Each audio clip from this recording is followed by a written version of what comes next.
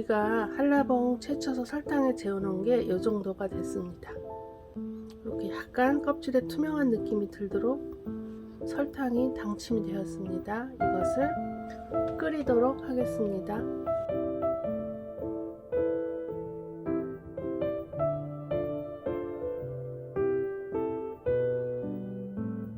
불을 켜고 이제 바글바글 끓도록 타지 않게 저어주시면서 잘 끓이시면 됩니다. 얘가 이만큼까지 바글바글 끓어오르면 불을 끌 거예요. 오랫동안 졸이지는 않을 겁니다.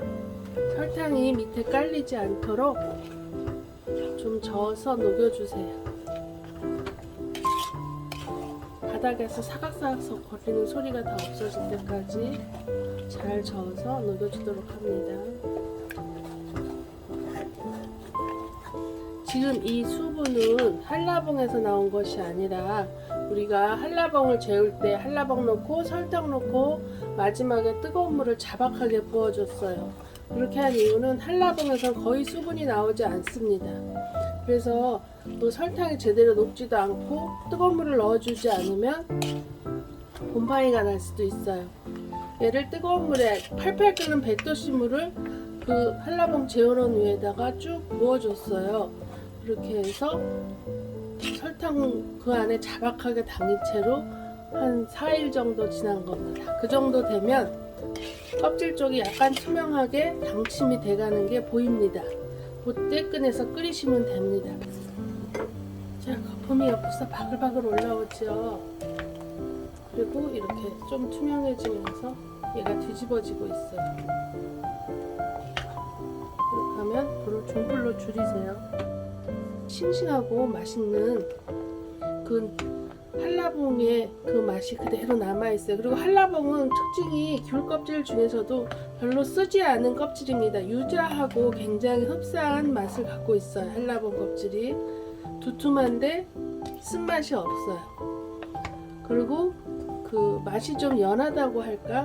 껍질 중에서는 좀 맛이 연한 편이라 먹기 편하네요. 그래서 이렇게 당침을 해놨다가 살짝 끓여서 병조림을 하면 2년 동안, 저는 지금 2년 된 것도 있고 1년 된 것도 있는데 하나도 상하지 않고 곰팡이 같은 것도 생기지 않아요. 그러니까 그렇게 하셔갖고 그래갖고 그 1, 2년 되고 나면 마치 꿀 같아요. 그러니까 이거는 만드시면 바로 드시는 것보다 한 달 정도 이상 숙성을 시키세요. 그리고 반드시 만든 후에는 하루 정도 완전히 온도를 떨어뜨려서 식힌 다음에 냉장 보관하셔야 돼요. 밖에다 두시면 안 됩니다. 우리는 아무런 방부제도 안 넣었어요. 우리가 넣은 방부제라면 유일하게 설탕밖에 없어요. 그러니까 항상 관리 잘 하셔야 돼요. 불 좀 더 내리겠습니다. 자, 이 정도 익었으면 넣어도 되는데 이 밑에 시럽이 이렇게 많아요. 자, 그럼 이렇게 두 번째 방법은 얘는 다 되었는데 시럽이 너무 많아요. 어떡하죠? 시럽은 병에 넣지 않습니다.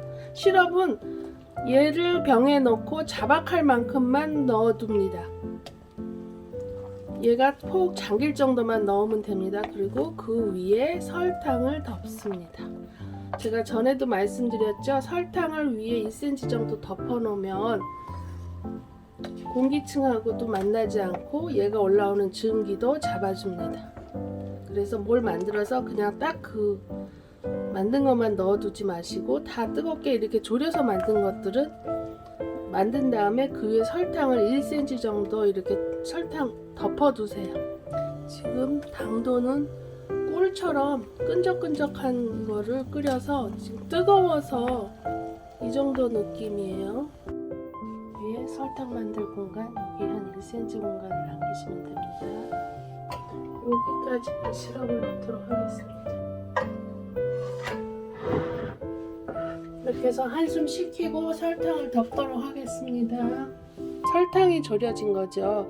그래서 겉이 딱딱해질 수 있어요. 그래서 전과 만들 때 쓰시면 뭔가 딱딱한 탕후루 같은 느낌이 될 수 있어요. 식혀서 귤청 담아놓은 시럽과 합치시면 될 것 같습니다.